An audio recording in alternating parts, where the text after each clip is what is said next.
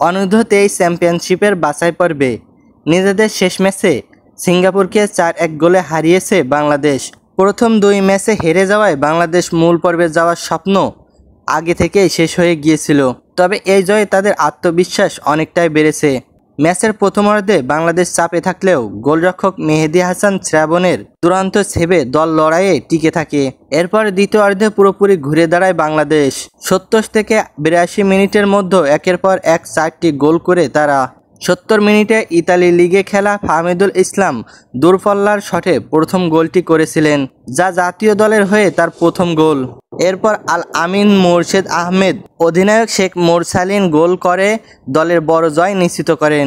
এই জয় বাংলাদেশের জন্য বিশেষ গুরুত্বপূর্ণ, কারণ এএফসি অনূর্ধ্ব-23 টুর্নামেন্টের আগে 2টি আসরে তারা কোনো জয় বা গোল করতে পারেনি।